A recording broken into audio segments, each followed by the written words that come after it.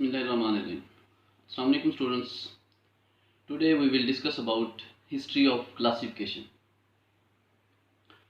History of classification की जब हम बात करते हैं तो प्लांट्स को जो क्लासिफिकेशन का अमल है वो तो तब ही स्टार्ट हो गया था जब फर्स्ट टाइम इंसान ने प्लांट्स को एज अ फूड जो है वो इस्तेमाल करना शुरू किया, लेकिन तब भी तो प्लांट्स की एक क्लासिफिकेशन मौजूद थी कि फ़लाँ प्लांट्स जो हैं वो इंसानी सेहत के लिए फ़ायदेमंद हैं, फ़लाँ प्लांट्स जो हैं वो इंसानी सेहत के लिए नुकसानदेह हैं। ताहम बाकायदा जो बोटेनिकल साइंसेस का ओरिजिन है वो हमें वैदिक पीरियड में मिलता है, जो कि 800 to 2000 बिफोर क्राइस्ट, जब कदीम इंडियंस ने प्लांट्स को as a food crop cultivate करना शुरू किया तो बोटेनिकल साइंसेस का ओरिजिन हुआ। अगर हम वैदिक टाइम पीरियड में देखें तो हमें उस टाइम के जो साइंटिस्ट थे, जिसमें प्रासारा का नाम भी आता है, जिसने रिक्शा आयुर्वेदा के नाम से एक बुक लिखी जिसके मीनिंग हैं science of plants and plant life, कि जिसमें प्लांट्स के एक्सटर्नल फीचर्स को डिस्कस किया गया है, प्लांट्स की एनाटॉमी को डिस्कस किया गया है, प्लांट आर्गन्स को डिस्कस किया गया है, natures and property of soil को डिस्कस किया गया है, description and distribution of the forest in the country इसको डिस्कस किया गया है। तो इट मीन के कदीम जो वैदिक पीरियड था तब भी प्लांट्स को स्टडी किया जाता था, और उस टाइम भी प्लांट्स को 8 ग्रुप्स में डिवाइड किया गया, जो कि कुछ साइंटिस्ट के बकौल ये भी ख्याल किया जाता है कि जो यूरोपियन क्लासिफिकेशन सिस्टम है 18th सेंचुरी तक जो है वो उस क्लासिफिकेशन सिस्टम के मुकाबला नहीं कर सका। ताहम अगर हम उससे आगे चलें तो ग्रीक टाइम पीरियड आता है। रिक्शा आयुर्वेदा बेसिकली ये प्रासारा की लिखी हुई बुक है, जो कि संस्कृत लैंग्वेज में लिखी गई थी, जिसको बाद में ट्रांसलेट किया था एन सर्कल और रोमा सरकार ने इन इंग्लिश में, जो कि आज भी मौजूद है। इससे अगला पीरियड कदीम इंडियंस या वैदिक टाइम पीरियड से अगला टाइम पीरियड आता है ग्रीक्स का, 287 to 371 बिफोर क्राइस्ट, जिसमें अरिस्टोटल का नाम भी आता है कि उसने प्लांट्स और एनिमल्स में जो है वो क्लासिफिकेशन की जानदारों की। उससे आगे उसके ही जानशीन या शागिर्द जो है वो थियोफ्रास्टस का नाम आता है, जो कि ग्रीक नेटिव था, और इसको फादर ऑफ बॉटनी का नाम भी दिया जाता है, जिसने उसकी जो बुक्स जो हैं Historia plantarum and on the causes of plants के नाम से जो प्लांट्स को स्टडी किया, इसमें प्लांट्स के फीचर्स, प्लांट्स के करैक्टर्स को जो है वो वाजे किया गया, जिसकी बेस पे उसे फादर ऑफ बॉटनी का स्टेटस दिया जाता है। इसके अलावा भी ग्रीक टाइम पीरियड में प्लांट्स को क्लासीफाई किया जाता था, जिसे प्री लीनियस पीरियड का नाम भी दिया जाता है, बिफोर लीनियस या कैरोलस लीनियस के टाइम पीरियड, जिसमें प्लांट्स को उनके हैबिट और उनकी इकोनॉमिक इम्पोर्टेंस की बेस पे क्लासीफाई किया जाता था, जिसको हर्बलिस्ट सिस्टम ऑफ क्लासिफिकेशन का नाम भी दिया जाता है। तो हम बाकायदा जो मॉडर्न क्लासिफिकेशन का आगाज़ है वो कैरोलस लीनियस से होता है, 1707 to 1778। कैरोलस लीनियस एक स्वीडिश बॉटनिस्ट था कि जिसने प्लांट्स को उनके फ्लोरल कैरेक्टर्स की बेस पे, स्पेशली नंबर ऑफ स्टेमन्स की बेस पे फर्स्ट टाइम बाकायदा तौर पे एक ऑर्गेनाइज्ड क्लासिफिकेशन सिस्टम पेश किया। और चूँकि वो फ्लोरल कैरेक्टर्स या रिप्रोडक्टिव आर्गन्स को बेस बनाया था उसने अपने क्लासिफिकेशन सिस्टम में, इसलिए उसका सिस्टम जो है वो सेक्सुअल सिस्टम ऑफ क्लासिफिकेशन भी कहलाता है।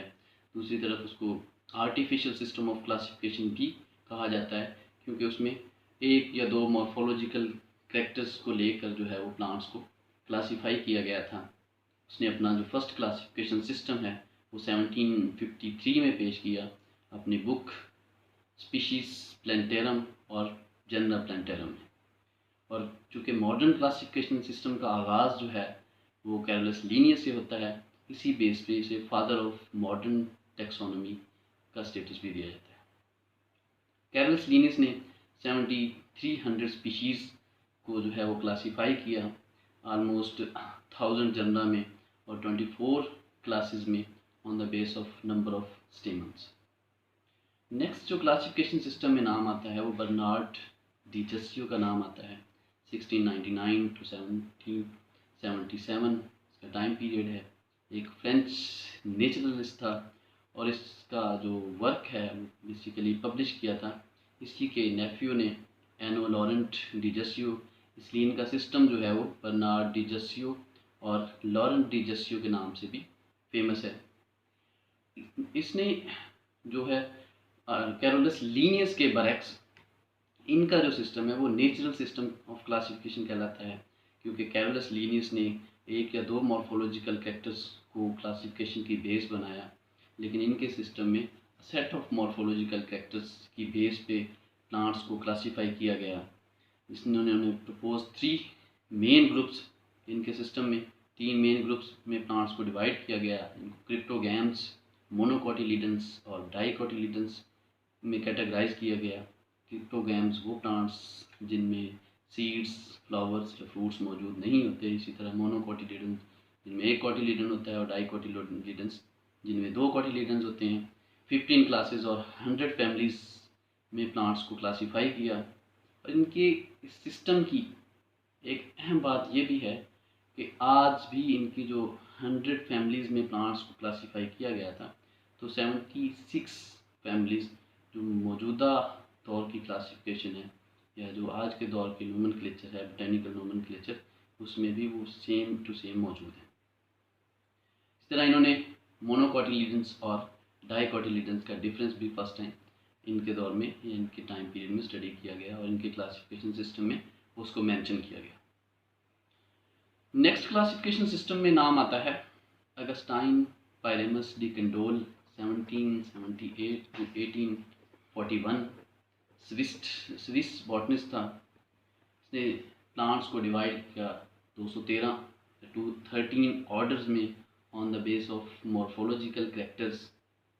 और इसने जो है वो अगस्टाइन पायरेमस डी कंडोल ने ही प्लांट्स को फर्स्ट टाइम उनका जो फिजियोलॉजिकल और मॉर्फोलॉजिकल कैरेक्टर्स को जो है वो डिफ्रेंशिएट किया कि मॉर्फोलॉजिकल और फिजियोलॉजिकल कैरेक्टर्स इससे पहले सिमिलर कैरेक्टर्स या एक ही तरह से उनको वाज़े उनमें कोई डिफरेंस मौजूद नहीं था, लेकिन उनमें डिफ्रेंशिएट करने के बाद प्लांट्स को क्लासीफाई किया।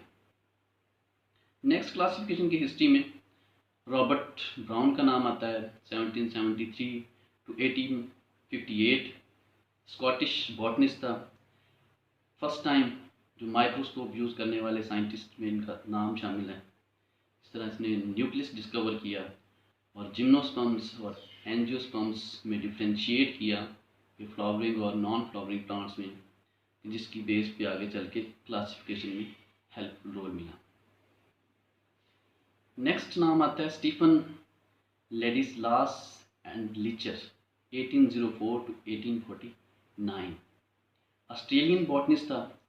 इसने प्लांट किंगडम को 2 ग्रुप्स में डिवाइड किया, thallophytes and कॉर्मोफाइट्स।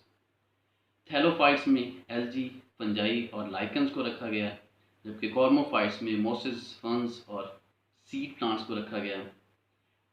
And लिचर system was based on erroneous ideas concerning the modes of growth of different types of plant life।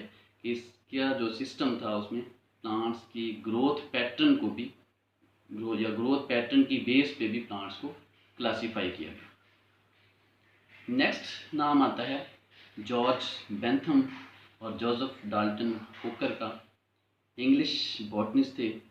इन्होंने भी नेचुरल क्लासिफिकेशन सिस्टम पे पेश किया। इनका टाइम पीरियड भी जनरली 800 टू 1911, जो जॉर्ज बेंथम है 800 टू 1884 और डाल्टन हुकर जो है वो 1817 टू 1911 इसका टाइम पीरियड है। नेचुरल क्लासिफिकेशन सिस्टम था। इन्होंने सीड प्रोड्यूसिंग और नॉन सीड प्रोड्यूसिंग प्लांट्स को डिफ्रेंशिएट किया अपने क्लासिफिकेशन सिस्टम में। ज़्यादातर इन्होंने फ्लावरिंग प्लांट्स को जो है वो कैटेगराइज किया या क्लासीफाई किया अपने प्लांट्स में, अपने क्लासिफिकेशन सिस्टम में। तो क्लासिफिकेशन सिस्टम इनका जो है उसमें 2 मेन ग्रुप्स हैं, एंजियोस्पर्म्स जिसको 2 मज़ीद सब ग्रुप्स में डिवाइड किया गया, डाइकोटिलीडन्स और मोनोकोटिलीडन्स, और इसी तरह दूसरा ग्रुप जो है वो जिम्नोस्पर्म्स का है ताहम इन्होंने ओरिजिन ऑफ एंजियोस्पर्म्स को अपने क्लासिफिकेशन सिस्टम में मेंशन नहीं किया।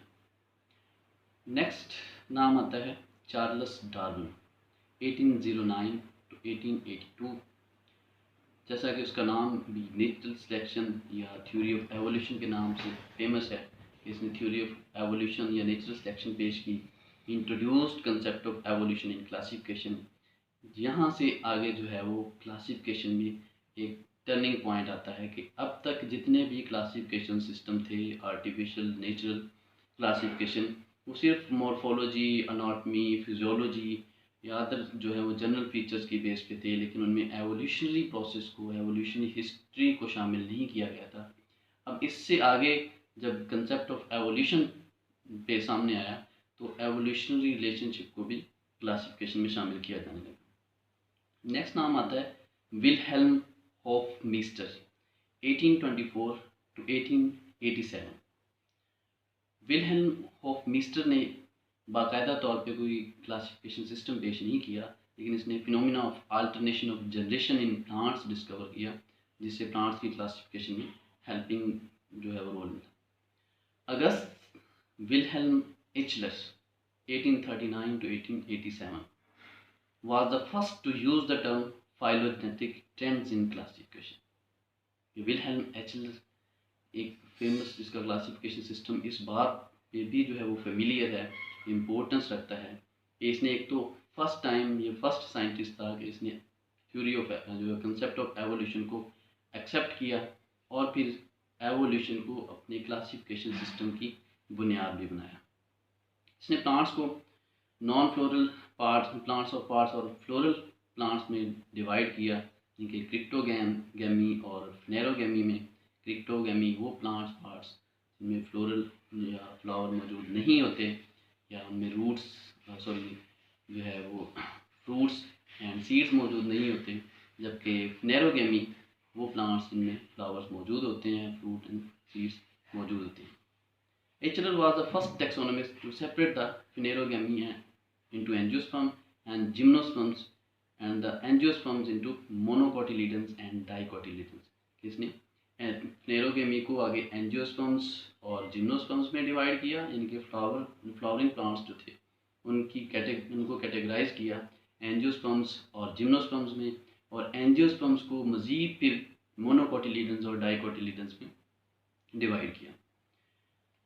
Eichler's system of classification developed in 1886 and eventually won worldwide acceptance, क्योंकि इसमें सबसे पहले जो है वो एवोल्यूशन को या एवोल्यूशन की बुनियाद पे क्लासिफाई किया गया था प्लांट्स को, तो इसको वर्ल्ड वाइड जो है वो फेमिलियर हो गया, जो है वो वर्ल्ड वाइड इसको एक्सेप्ट किया गया।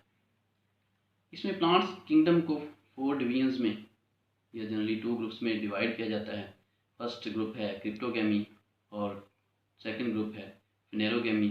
क्रिप्टोगैमी को मज़ीद 3 डिवीजन्स में डिवाइड किया जाता है, थैलोफाइटा, ब्रायोफाइटा एंड टेरिडोफाइटा में, और फ्लेरोगैमी को मज़ीद 2 डिवीजन्स में डिवाइड किया जाता है, जिम्नोस्पर्मी एंड एंजियोस्पर्मी। फर्दर उनकी क्लासेस भी हैं। The Eichler system was the foundation of Adolf Engler system and was widely accepted in Europe and other parts of the world. कि एचएल का जो सिस्टम था उसकी बुनियाद पे, उसकी बेस पे एडोल्फ एंगलर ने अपना सिस्टम ऑफ क्लासिफिकेशन इंट्रोड्यूस करवाया। तो नेक्स्ट नाम आता है हेनरिच एडोल्फ एंगलर 1844-1930, और साथ ही इसके जो दूसरे साइंटिस्ट थे कार्ल एंटन ऑर्गन पेरेंटल 1849-1893। दोनों जर्मन बॉटनिस्ट थे, particularly famous for his works on cryptogams। इनका भी ज़्यादातर काम जो है वो क्रिप्टोगैम्स पे था। Engler and Prantl classified the plants into 14 divisions में इन्होंने प्लांट्स को डिवाइड किया, जो कि और मज़ीद उसमें जो एम्ब्रियोफाइटा डिवीजन थी जो कि सीड प्लांट्स थे उसको फर्दर जिम्नोस्पर्म्स और एंजियोस्पर्म्स में डिवाइड किया। मज़ीद इनकी क्लासिफिकेशन में मोनोकोटिलीडन्स, डाइकोटिलीडन्स और फर्दर उनको की डिवीजन्स भी मौजूद हैं। नेक्स्ट नाम आता है चार्ल्स एडविन बेसी 1845 to 1950 का टाइम पीरियड है। Modify the system of Bentham and Hooker. Bentham और हुकर के सिस्टम को इसने मॉडिफाई किया based on primitiveness and evolutionary advancement of plant group. कि इनका जो क्लासिफिकेशन था, बेसिक का जो क्लासिफिकेशन था, जिसको बेसिक क्लासिफिकेशन सिस्टम का नाम भी दिया जाता है, उसने प्लांट्स के एवोल्यूशनरी एडवांसमेंट और उनकी जो प्रिमिटिवनेस थी, जो इब्तदा थी, और उसमें जो अब एडवांसमेंट आ चुकी उसकी बेस पे जो है वो प्लांट्स को क्लासीफाई किया। नेक्स्ट नाम आता है classification system of Oswald Tipu 1942। इसने प्लांट किंगडम्स को दो सब किंगडम में प्लांट्स को डिवाइड किया, थैलोफाइटा और एम्ब्रियोफाइटा। थैलोफाइटा वो plants that do not form embryo, और embryophyta the plants that form embryo in their life cycle. Next नाम आता है आर्थर क्रोमक्वेस्ट 1981, जिसे क्रोमक्वेस्ट सिस्टम ऑफ क्लासिफिकेशन का नाम भी दिया जाता है। Evolution and classification of flowering plants. Cronquist का जो क्लासिफिकेशन सिस्टम था, उसमें फ्लावरिंग प्लांट्स पे जो है वो ज़्यादा फोकस किया गया था उसके क्लासिफिकेशन सिस्टम में। इसमें integrated system of classification of flowering plants, जितने भी फ्लावरिंग प्लांट्स मौजूद थे उनको बाकायदा तौर पे इकट्ठा जो है वो तरतीब दिया, उनको क्लासीफाई किया, और फ्लावरिंग प्लांट्स को दो बड़ी क्लासेस में डिवाइड किया, मैग्नोलियोप्सिडा और लिलियोप्सिडा। मैग्नोलियोप्सिडा जो कि डाइकोटिलीडन्स, और लिलियोप्सिडा जो कि मोनोकोटिलीडन्स कहलाते हैं। नेक्स्ट नाम आता है रॉल्फ मार्टन थियोडर डाहलग्रीन 1932 to 1985। डाहलग्रीन का क्लासिफिकेशन सिस्टम के नाम से भी ये फेमस है।